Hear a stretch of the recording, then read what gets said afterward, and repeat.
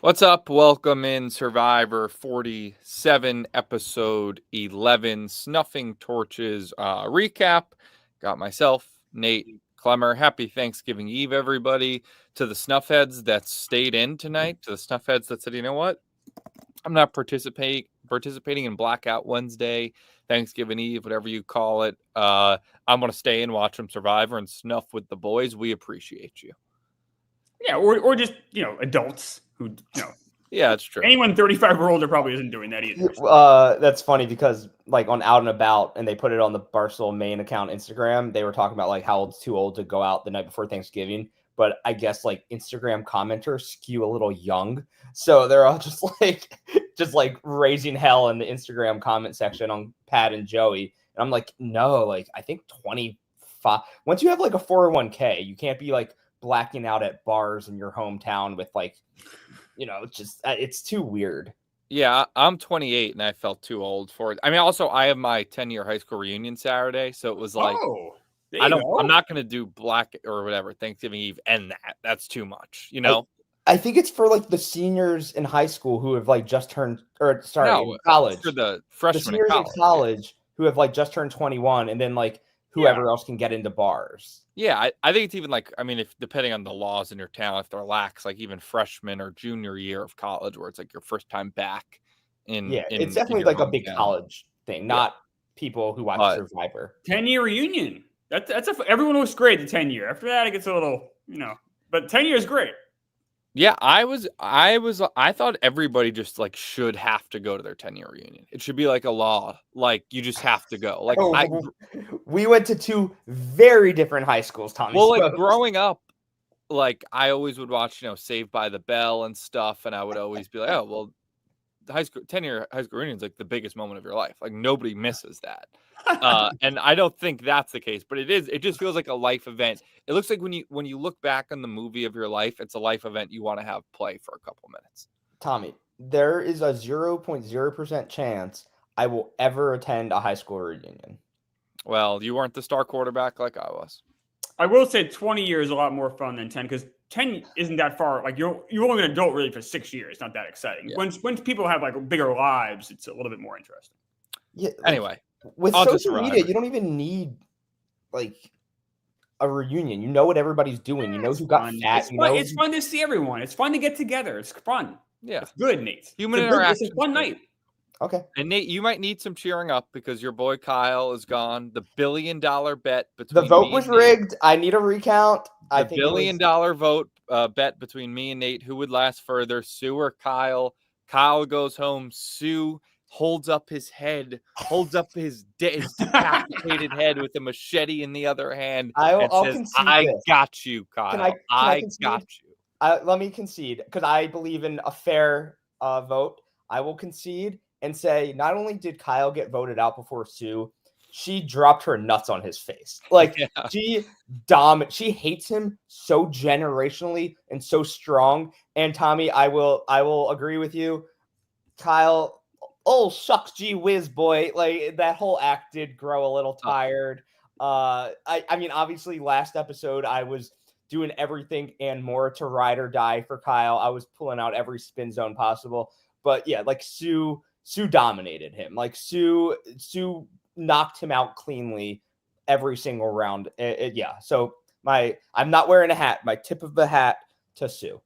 Kyle should not have gone home. He's really stupid. Also correct. I agree with that. To the last, him writing Teni's name down was the icing on the cake of stupidity for Kyle. And you could tell a lot of people there didn't like him. I think it's a huge mistake by the majority there not to send, whether it be Genevieve or really anybody else home. Kyle was not going to win that game. He could have won out, and he was not going to win that game. They didn't respect him. A lot of people there didn't seem to like him. And he may have been so stupid, he may have been lost in his way to trouble counselors. No, Kyle knew. Kyle said it out loud. He was basically trying to save himself, and he was just like, maybe like just because I win challenges, like my game's not actually as strong. And that's when I knew he was going home, and he knew he was going home because it was like, all right, he's kind of openly admitting that he hasn't played a good game in hopes that they keep him around for one more vote. Valiant effort, but I think they made the wrong decision, but they just didn't want him to keep winning immunity. So whatever. Yeah, I think getting rid of Genevieve probably was the smarter move. I Yeah. think the more life you give her, she's very smart, very sociable. A little weird performance from her tonight, but it almost feels like she was just kind of at death's doorstep and almost giving up. And now she's got a second wind and can maybe go on a little bit of a run here. But yeah, Kyle was, I mean, all jokes aside, just was a terrible player. I mean, he was good at weird Well, little challenges, but like his social game was bad. you can't call him a terrible player. Tom. That's just not fair. One He's of a the terrible three, social and strategic player. that's fine, but Yeah. it is outwit, outlast, outplay, and outplay he did. He was a fantastic. I'm gonna miss watching him in challenges. You can't call him a terrible player if he's one of the best. I meant third more of the so, game. he was a terrible social and strategic threat. 2 of 3 parts of the game, and that I mean, yeah, I think Andy doing the math, being like, I sort of agree with That Tommy pissed here. me off. His math Like- is wrong, and it made me so mad. But, His like- math is wrong. I also understand.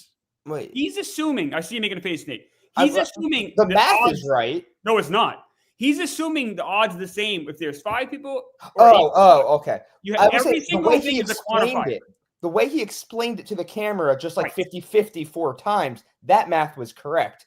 Like, No, it's he not. was, It's not correct at all. but he No, was that saying, math is he was correct. saying he But has that a math is 50% based on nothing. chance of winning every challenge, which is incorrect. Right. That's what. No, Yeah. yes, that's true, I guess. But even then, you're basing it on 4 previous challenges when there were Right, more but Clemmer, people. what we're saying is if you are going to take it for fact that Kyle has a 1 in 2 chance of winning Yeah. every challenge, then Andy's math was correct. The issue is that there is no basis to It made say no s- Kyle yeah. just has a 50% chance to win every challenge. 1 And out of also, 16 is 6%. He was right about that. Yeah.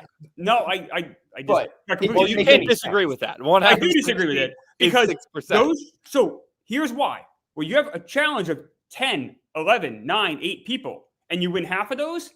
That's easier than if there's 7, 5, 6, or 4. So his better I than think 50%. you don't chance. understand what he was doing. He literally was just saying that I do understand what he was doing. He was trying to be smart on camera and doesn't know what the fuck he's talking about. Kyle is good His in math was challenges right, though. and has a 50% chance of winning. He doesn't. When there's more I agree that he does. doesn't. We But if agree you're- with you, Clemmer. But you understand that he wasn't saying he is a 1 in 7 chance of winning the next challenge and a 1 in 6 chance of winning and then a Right. 1 in 5. Which is He what was you- just saying no matter how many people are in the challenge, there's like a coin flip that Kyle's going to win. Right, which I think is bad math because it alters significantly moving forward. It's a bad theory, but the math horrible is theory. It's a correct. flawed theory. Well, we'll disagree there. Well, you can't. You can't I do. Because the 4 previous ones are completely different than the next 4. The next 4 are easier than the first Again, 4. I agree that it's a dumb theory, but the math works out. If you are accepting that he's a 50% chance of winning. I don't accept that though. I choose Okay, not to that's fair. That's fair. because it's not accurate. We don't accept it either. We're accepting that 1 out of 16 is 6%. Correct. I will Okay, accept good. Okay, at least we Okay, can good. agree on that. that. I will agree with. I'll agree with Okay. that. Regardless, I do understand though, like the reason that they did end up voting him out, which is basically just like, yeah, I know he might not be that strategic and social, but do we really want to be those stupid people that the guy who's winning every single challenge we just let slip through the cracks? I do think Genevieve was more dangerous, and I think that then by keeping Kyle whenever he loses again, assuming he does, which is a 94% chance, assuming he does lose again, you then have such an easy vote, and having an easy vote like that at like final 6 would be great for your game. But I do understand, being like, you know what, we got a chance to get him out now. Let's just do it. Yep, I agree. I don't. I think Genevieve was just a smarter play. I just don't think Kyle had a chance of winning this game. We talked about it yesterday. Hey, Tommy, can I talk to you inside for a second? I'm not sure Clemmer's listening to what we're saying because you just said exactly the 100% accurate thing, and Clemmer disagreed and kind of just said the same thing. Like, no, I didn't, Nate. I think that I would have gotten rid of Genevieve. Right. But right. I agree with I understand the logic to get rid of Kyle. Yeah, I guess. I mean, I understand there's logic there. I choose to disagree with it. I mean, anything you can have logic to anything. That's not an argument. Yeah, I'm not. I wasn't making it an argument. Right. I think Nate's trying to somehow make us fight for some reason. I don't really. No, I think you're in a bad mood, or you're like. I'm not. I literally just spent the whole day at a spa, so I feel fine. The math thing pisses me off because that's just not how math works. And I think it was Andy, and this is I think maybe will be Andy's great flaw. Andy thinks he's so smart, but yet I don't think the other players perceive him that way. I agree with that. I mean, they even said tonight that him and Sue are kind of seen as the two goats getting dragged along. Genevieve was like, you know, I know everybody's like, hey, I want to get to the end with Sue and Andy, but guess what? Not everybody can get to the end with Sue and Andy. Only one person can get to the end with Sue and Andy. And so that is the tricky thing with goats, is that you want to bring them along because you think you can beat them. But the more goats you bring along, the more spots at Final Tribal that they're taking away from you. It's a weirdly goaty like remaining amount of players where like you could kind of look at, besides like Rachel, you know, like Sam, he's not a goat, but no. Like Sam's not Andy, you could say is one. Teni, I think she can win, but nobody would be like over the moon about a Teni win. Genevieve can win, obviously, but like her name's been written down. And then like Sue, she's not a goat, though. Do we think Sue can win? Obviously, but I think Tommy be the only one. You know, I think everybody left can win. I think everybody. Who would you be excited? I think I would only be excited about an Andy win. Oh no. And Rachel, because she's played a great game. Rachel's that was the other main takeaway for me tonight, is the winner edit on Rachel is strong. But I don't want to, maybe this is a hot take. I wouldn't be like excited about a Rachel win. Like she's not a character of Survivor that I like am like excited to see win the game. Does that make sense? I agree with that, but I feel like there's like last season I thought Kenzie was a good winner. She wasn't exciting. Erica was a good winner. She wasn't exciting. Like Yam Yam was a good winner. He was maybe, but not like. It's just the issue is that the type of game that it requires to win now is not exciting. Like the quote unquote exciting players and the louder players and the flasher players are just getting targeted at like 9th, 10th or whatever. And they like Jesse is probably the most exciting player we had on the new era. Wait, did you just call Erica exciting? Like. No, Erica, I said, was not exciting. Oh, okay. I think you might have misspoke. I was like, yeah, Erica, she was the one who had 4 minutes of airtime and then she won. Yeah. That's not a new problem. Like, I don't think Siri's a very exciting player. Siri? Yeah, I don't think Siri's like a particularly exciting player. She's not to me. She was awesome, dude. She's likable. She's very likable, and I think Rachel's likable. Yeah, it's not. I think Suri had something. Suri had a certain je ne sais quoi. She does, clearly. I mean, yeah, it doesn't quite hit for me. I don't know what. Like, I think we've seen a lot of boring winners in the past. I don't know if that's necessarily a new issue. I think, to Tommy's point, I think that's just kind of the structure of the game. And Rachel's just like a smart person. I think she's a very valid. I think there's less goats in this group than you guys are, or at least Nate's saying. Yeah, maybe I don't mean goat. Maybe I just mean like mid. Yeah, I think there's a lot of all right. I mean, if we go through it, Rachel's probably playing the best game so far. Huge night tonight. Huge. I think Rachel has probably painted though too big of a target on her back. I think that I understand why she volunteered to go to the journey thing because she didn't want Genevieve or Sam to get it, but coming back and knowing you have to lie and then people are going to find out about that puts a target on her back. Wins immunity target on her back. I think people are going to start to look around and be like, wait a minute, we've kind of done this grouping where there's 5 quote unquote goats and 3, now 2 quote unquote stronger players. But I think Rachel might be more in that stronger player territory. I think she is she's got a very good social game, so maybe she'll be able to mask it. But I think the target on her back grew huge tonight. I think it grew bigger. I think a lot of people, a lot of people don't know about her advantage, but they kind of do. Only 2 people left don't know about the advantage. So maybe you're right, Tommy. Yeah. Yeah. And she has an idol still, correct?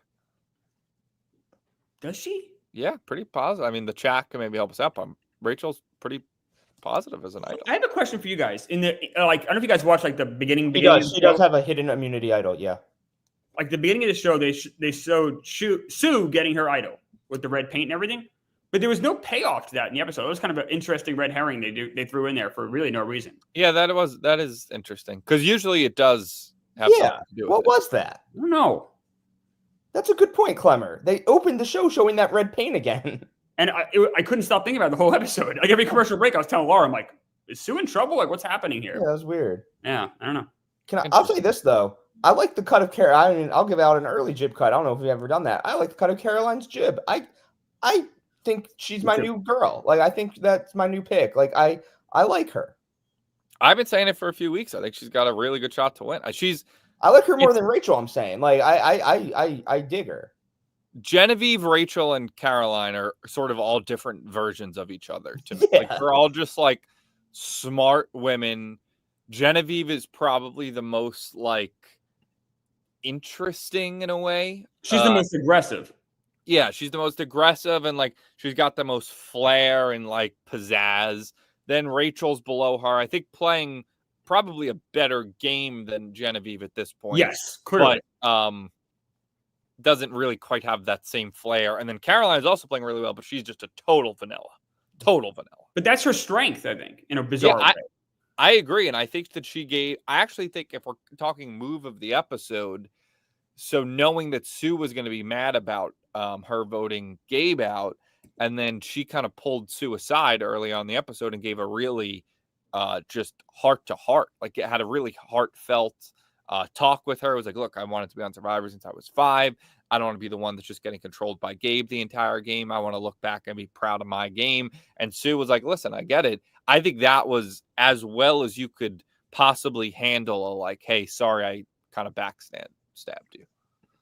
Great social play. Absolutely. I think the same thing, Tommy. Like, did it from an honest way and like totally rebuilt that trust. I mean, I know Sue isn't exactly Einstein, but it was a nice way to build that bridge. I think that's what I mean. I think I think those 3 women you just mentioned are all really good players. And I think all would be, in my opinion, like very worthy winners. Like Caroline, Rachel, Genevieve, they like osmosis into one person in my brain. Like they're that picture of the guys at the baseball game with their head sticking out where it's like white guy, white guy, white guy, white guy. That's how I view them. Like they're kind of just like one white woman blob. Yeah, I kind of agree.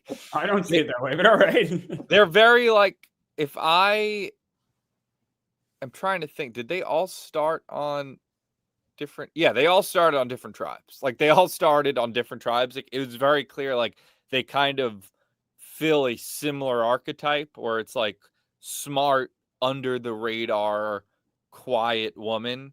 And they just happen to all be like the games broke their way, and they're really good at the game where they're now all in the final 7. Yeah, and as someone who's bad at like differentiating faces and names, and my memory has gone to hell, like it's been tough for me. I keep getting them confused. But anyway, I don't want to hear any claims of sexism of just saying women are boring. There are exciting women characters. There's boring male characters. These happen to be 3 good female players, but not the most like memorable or exciting or flashiest players. Like a Kim Bradley. Sue is a more interesting player, but I don't want her to win it all. But she's she's a worse player, but she's more interesting. Sue is like, is it from last season or 2 seasons ago? The tattooed woman who did the cold open and basically narrated the entire show. They're kind of similar in terms of like aesthetic. Yeah, Carolyn, that was her name. Yeah, Carolyn was a little crazier, but you're right, Nate. They're closer aligned than anybody else on this show would be. I don't know. I mean, just if you had to pick one person to be more similar, I don't think they're similar. You know what I'm saying? I almost think Andy is more like her. Andy's further removed from reality than Sue. You had a tweet today, Tommy. It made me very upset. You said you're on the Andy train now. I think, and I'm not like doing this as a bit, I think that Andy has actually started to play a good to very good game. And he does come off as arrogant in the confessionals, and I don't think he's particularly likable, but the way he's been explaining his game, you can't deny that he is definitely improved. I mean, infinitely since day one when he was crying on the mat. The way he's seeing people now, he was like, listen, I understand that people aren't AI bots who are just, performing optimally. Like, I see people for what they are. He seems to have a good relationship with everybody left. Like, he clearly is playing. He recognizes how people view him as like kind of a joke and kind of a goat, and he's been able to use that to his advantage and get himself to always be kind of on the right side of the vote. Yeah. I agree with all that, except for I don't think he's particularly like liked by everyone in the tribe as much as you say. I didn't say he was likable. No, didn't you say like everyone in the tribe seems to like him? No, I think everybody seems to like. Liked might be the wrong word, but they want to tolerate. Like I don't think they like him as like a let's go grab a beer, but I think they like working with him because I don't know. To me, that's different. Yeah, Clemmer, we've been talking about Andy's arc for the last few episodes. I think it's kind of impossible at this point not to respect him as a player, like how he started, how he's been, how he completely understands the game. His confessionals are very funny, how he talks about how he's like, who do I get to like execute next? Like, I think Andy is more in control of the game than you give him credit for. I'll say this: he's gotten way further than I ever would have thought. So there's probably a lot of. Well, yeah, he had the worst episode 1 since that guy who fell off the rocks and separated his shoulder. Yeah, I forgot about him. That guy was an idiot. Now, I think something interesting. He voted for Genevieve. I know Nate, watched the end thing, but looking at the things, he still voted for Genevieve. So it was his idea. So again, Clemmer, you were in agreement that Genevieve was the smarter vote. It was Andy's idea to get Genevieve out. Like, that's again. What do you mean? He only said that because he found out she wanted to write him down. I think it was more of a revenge vote than a strategic one, which I don't really value. But he was explaining it in a way that we agreed with, of like, she might be the more dangerous play. It was Rachel's idea too, but still, Andy was a driver behind that, or trying to drive that. And I think that he ended up voting for the fact that he ended up voting for Genevieve is interesting because was that like he thought everybody else was voting for Genevieve? Was that just a principle vote? If I'm voting for Genevieve, fuck everyone else. Hopefully they do. We know he's not. I know we're saying he's playing better. I still don't think he's the most sane and rational human. So him voting differently than the rest of the tribe could have a fallout. Yeah, I also don't love his group that he's aligned with now. It's 4 women and him, which I know if you watched I know you didn't watch it, but almost gave the assumption, insinuated that it might be like an all-girl alliance. But I thought that even watching this episode, I'm like, you never want to align with 4 women because then you're the 5th person in that totem pole pretty clearly. Yeah, not the best idea. No. Yeah, I could see him and Sam maybe teaming back up again. Me too. Maybe he goes with Genevieve and Sam. I don't know exactly, but it is really interesting. Like, alliances seem to just change every week. Like, every week, it seems like we start the episode and a new alliance has been seemingly picked out of a hat. It's like, all right, this week we're going to do an alliance because we were on the same tribe. This week we're doing an alliance because we were at this reward together. This week we're doing an alliance because we're the worst player. Like, it is interesting to see how much the alliances are truly shifting and evolving this year. I know we probably should it's actually like not like a highly recapable episode. Like, there wasn't anything crazy, but yeah, we fit on, I think. No, yeah, but I'll say just one last thing. I just keep thinking about Teni in a final 3. It'll be hard to vote against her. Like, depending on if she can find a way to get 2 goats with her, like, she could sweep a vote. I think she's just so likable, and she hasn't done anything to piss anybody off. Maybe she hasn't played like the best all around game or whatever, but you can't really say anything bad about her either. Yeah, I think she's very likable. Like, she's definitely liked among the cast, Teni. I don't think she's played as good a game as, say, Rachel or even Caroline. No, definitely not. But you also, I don't think she's played bad by any. Like, she found her footing, got herself in a lot. I think she's got a winner that I would be fine with. Like, let's put the onus back on you guys though. Like, what has she done to earn a win? I can't think of a single thing. Not piss anybody off. Yeah, social game. I do better than that. I need more than that to vote for someone for $1 million. If you say just in general, like a social game of keeping a target off her back by essentially being likable and affable to everybody else on the tribe, it's hard to remember exactly who's been behind every vote. I know.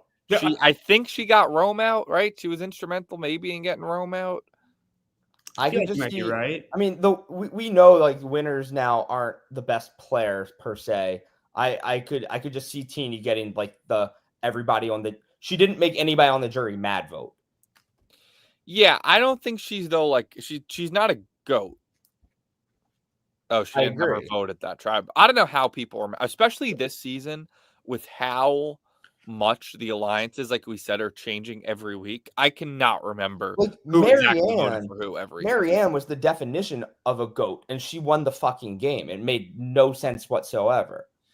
Yeah, but Teni is more likable than Mary. Teni's way more likable. Way more likable. Miles more I think likable. if I had to, I almost think Teni feels like a fire loser.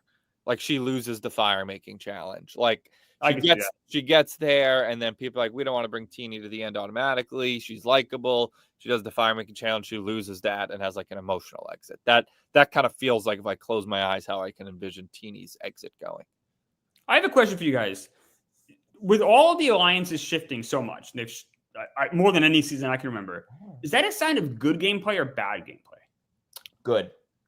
Yeah, I think it's evolved gameplay. It's evolved gameplay. They called it voting blocks, I think, for a while. That was in Cambodia. Yeah, it's like I think it's you could see it both ways. I don't think it's I don't think you can define it as good or bad. I like when people are able to stay alive by transitioning who they're voting with without making enemies. I think that's a very strong just thing to have in your bag. Not many people can do that, because the second is you have an alliance of 4 and you're like, I need to vote with these people to save myself, and then you're able to go back to your old people and they're not bitter at you. I think that makes you very good at the game.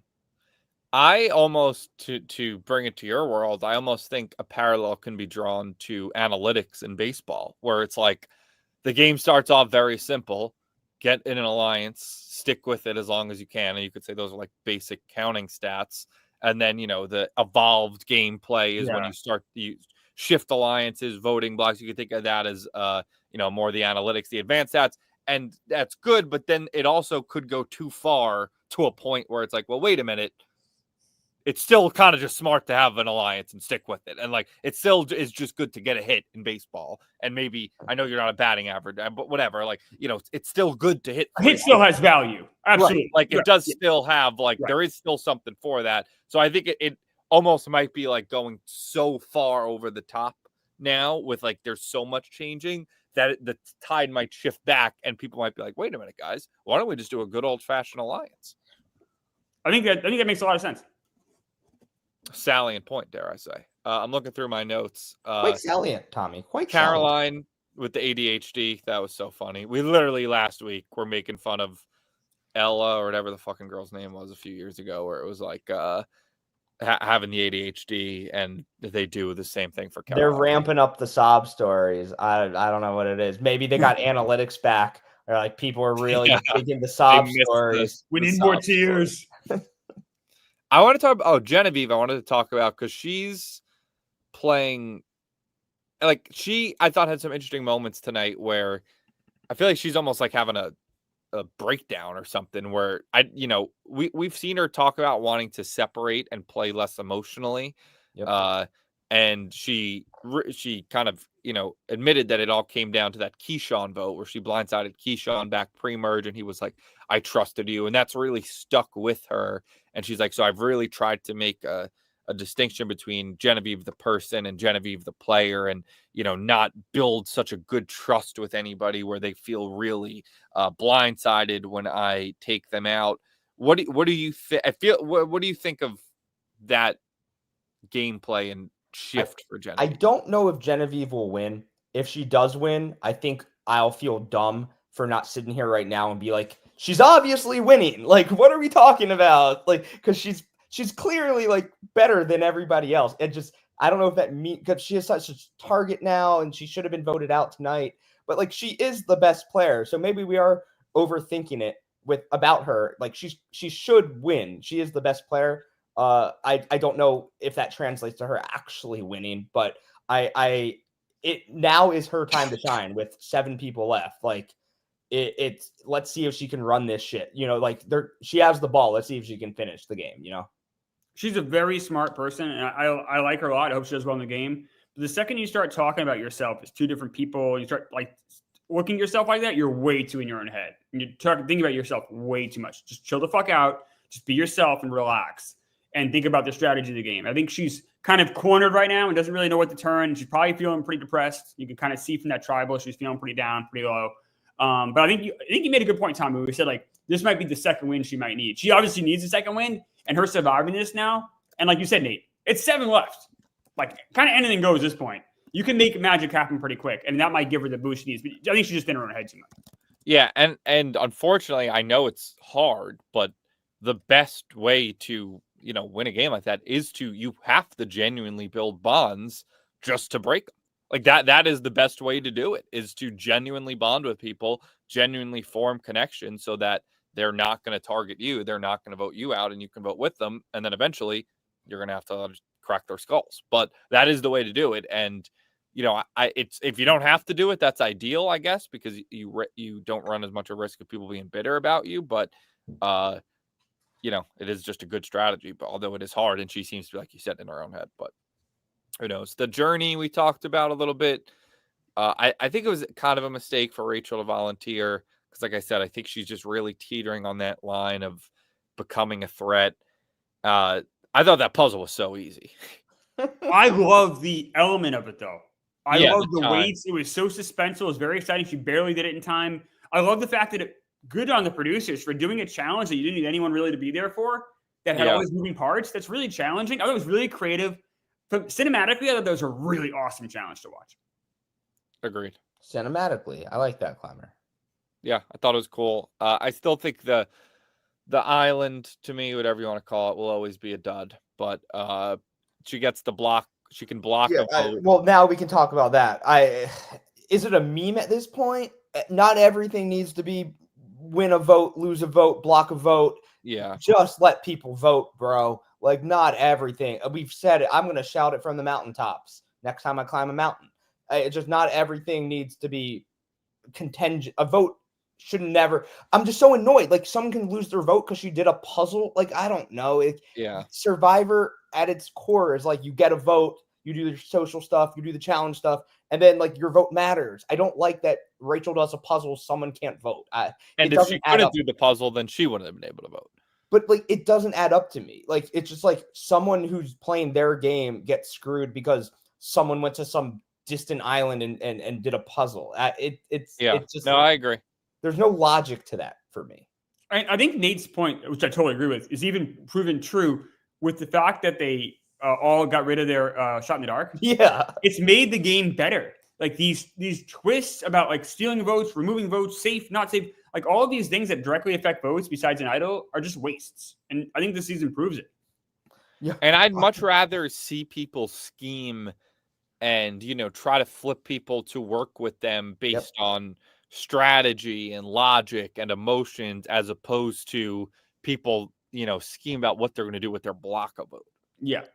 And I did crack up. Probst brought up, oh well, nobody has their shot in the dark, so what was conversation like? As if in the last 7 seasons they've ever once showed them at camp being like, well, I do have this shot in the dark. God, also, I think how do I do with my shot in the dark tonight? I think it's worked twice in 7 seasons. It's so meaningless. They fucking gave it back to him. Like Jeff, we don't even want an advantage. Please take it back because it's not a real advantage.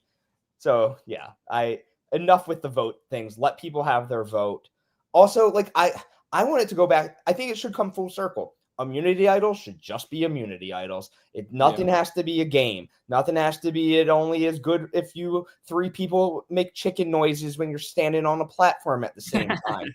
It's just not everything has to be a thing. Just idols should be idols. Votes should be votes. And that's when the game's at its best, in my opinion. I do think idols are fine. They're always the best thing. I do kind of agree. I understand the desire to change up how people get idols, because just hiding them under a tree or in a fucking branch or something like can get a little bit monotonous and everybody's going to go look for it. So if they somehow reworked the journey to something where you can get an idol by completing something, but then it is, what's the risk? It's not fair to have people. I don't know. I understand tinkering with it, but they got to stop tinkering with the votes as much as they are.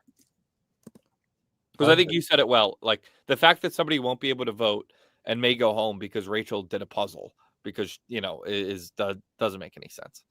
Though I thought before the challenge, I feel like everyone was getting emotional before the immunity challenge. Seems like everybody's having a little in their feels a little bit. Andy talked about where he broke down.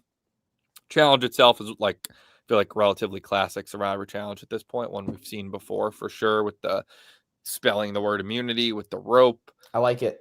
I thought it was. I didn't mind it. This is a fine challenge. Yeah, I think it was fine. The editing was interesting at the end. Like, I kept thinking Kyle was going to come back or something. Like, the way they were editing it, where they were just showing the whole thing of Kyle and Rachel trying to retreat. I kept thinking something was going to happen, and then Rachel just ended up winning. Yeah, fun challenge, I guess. Is there a chance Sam just goes crazy? So I have to imagine the next challenge will be more like speed and like strength based. Is Sam potentially going to run? Could run through these challenges the rest of the way? We haven't really seen him give anything in challenges. You're clever. Based on what? I think he's been pretty good, and I just think he's by far the strongest and fastest person left in that group. I don't know. Yeah, he's definitely, if you put him in a police lineup, you would bet he's the guy that's going to win the most challenges. But yeah, he hasn't been particularly great in challenges. But yeah, I mean, you would have to think he'll, on DraftKings, he'd be the odds to win. I hate to say this. Pound for pound strength, Sue strong. It just is. Like, it's true. I got to take off my blinders and give credit where credit is Sue. Nice. And she's just we're all going to sunglasses come down. I mean, the only thing I'll never turn. Something I need to come up with is the name for like the Sue Hive. Like, isn't it called the Tsunamis?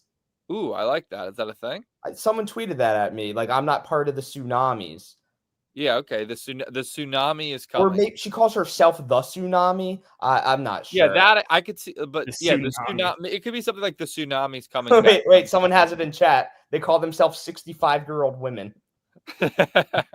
No, she's only 33. She's only 44. How old? She's young enough to be Clemmer's daughter, I believe. Sue Cruz, not bad. I think I'm the same age now as I just had my birthday last week as Sue claims to be, which is just so great.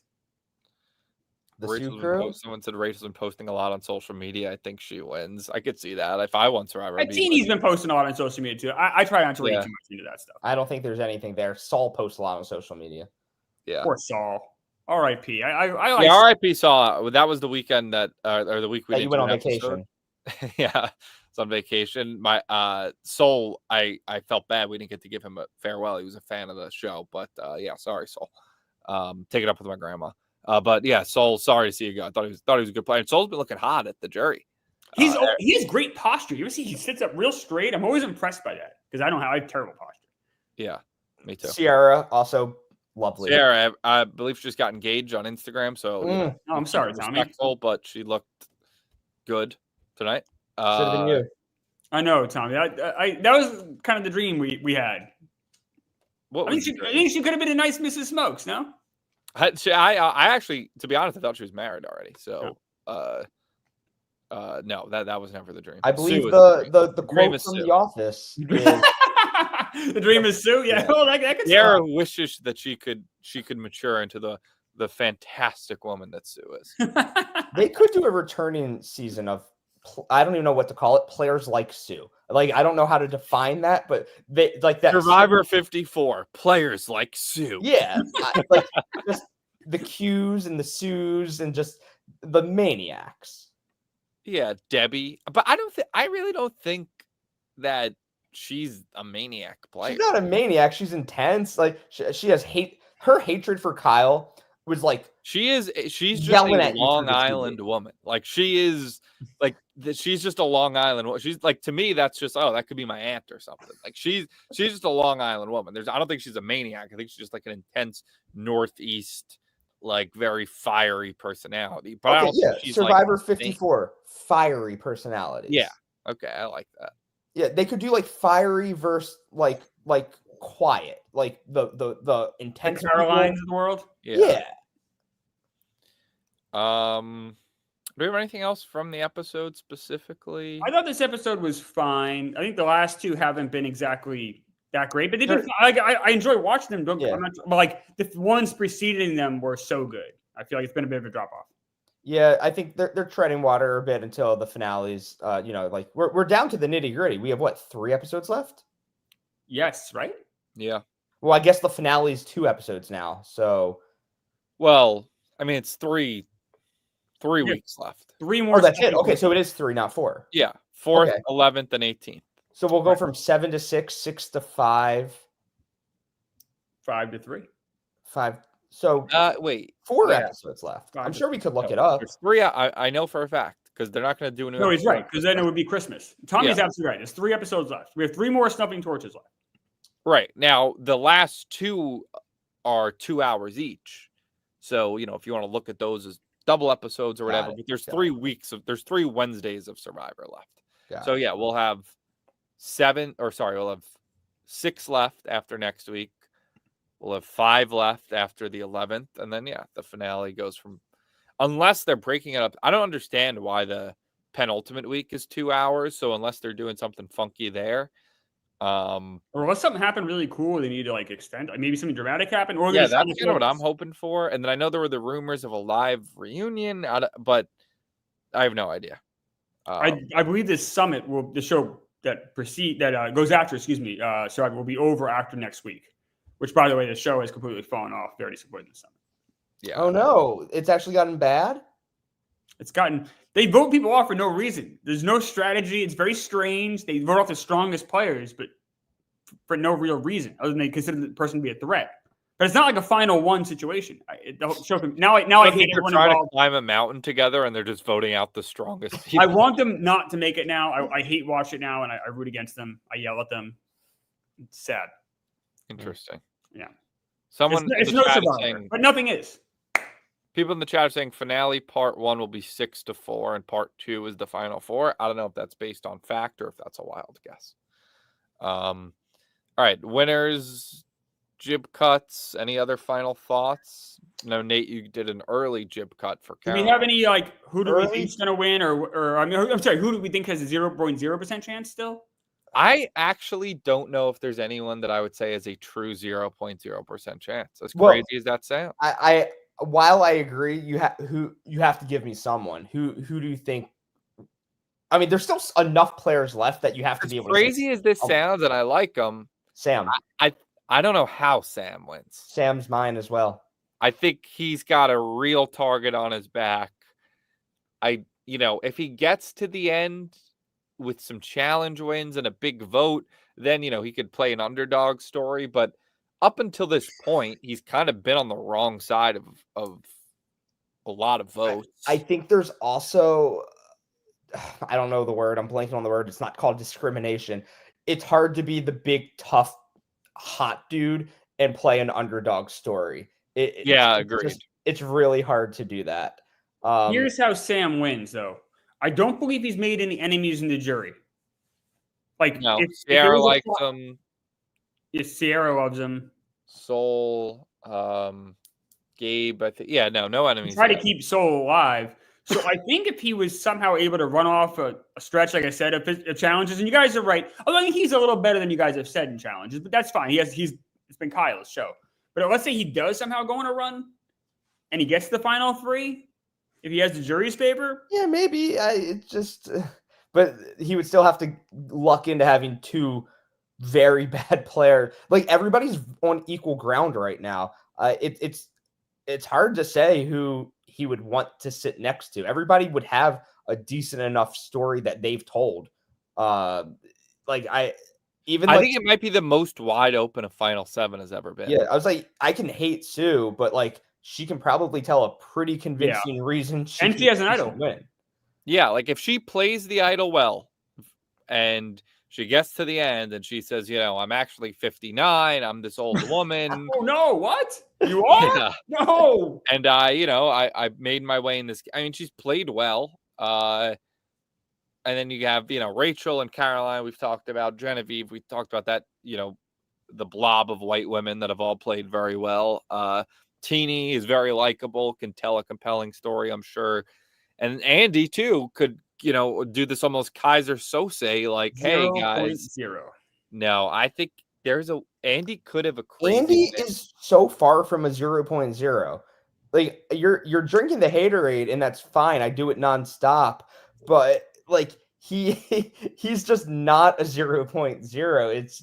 It's something wonky with him, but he's a player in this game somehow. Against all odds. He is my 0.0. I hope I have to pick one. I hope he's a Chris Clemmer Rat Race fan, and you just like you're breaking his heart by hating No. him so much.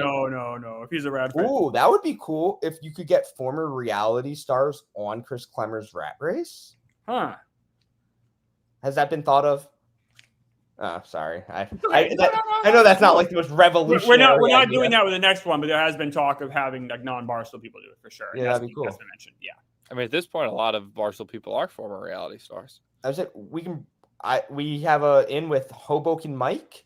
And, just do honestly. If you just do a rat race of Survivor contestants, we could probably do that. Yeah, we could do that pretty easily. Yeah. and then, like, I don't know. I can't tell if they would do it for free or if they like overthink how important they are. Like, I could see like someone being like, having like 7,000 Instagram No, followers. if there's a prize, You win a prize. You win. Oh, true.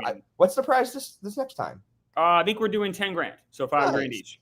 Nice. So it's gone up every time. We're trying, like, the more sponsors we get, the better. Like the first one, we had no sponsor. That's why it was 2,500, I think. So we keep growing. Hopefully, knock on wood. But yeah, sweet. Check out next rat race coming. Or is it announced yet? Or it's going to be Super Bowl week. Week before Super Bowl. So like, yeah. Who would you like to give a jib cut to? Cuts? Are you, I got to go, Rachel. This was a Hall of Fame episode for Rachel. Like, between going on the journey, winning that cool like weight thing, winning the immunity, like that was a Babe Ruth episode for her. Yeah, I know, Nate, you said her, but I said it earlier. The way Caroline handled that Sue conversation, I really like the cut of her jib there. And that, to me, like, it was a true essence of the phrase cut of jib. Like, that was a true, as I was watching, I was like, wow, I like the cut of Caroline. Now, you should have soured on Sue for eating that up with a spoon. No, because I actually don't think it's I don't think it's eating it up. I think it was genuine. Like, I think Caroline was being genuine, and Sue was like, okay, I appreciate that. But it should immediately so if Sue is eating that up, that immediately should put a target on Caroline's back if she has the story that worked so well, like so quickly, and got her back into her ally. She just lost her other close ally. She doesn't want to lose her other close ally. It is weird in Survivor how sometimes someone will, do that sort of talk and it'll work like gangbusters like it did tonight. And then other times they'll just go right to confessional and be like, she told me this sob story. I'm not buying it for a second. And I can't really understand why sometimes it works and sometimes it doesn't. I think it's more almost dependent on the audience. When you have like an older woman in Sue, she's probably more likely to build that up than if she said the same thing to like Sam or someone. Doesn't that make Sue a worse player? I don't know if that makes her a worse player, just a different type of person.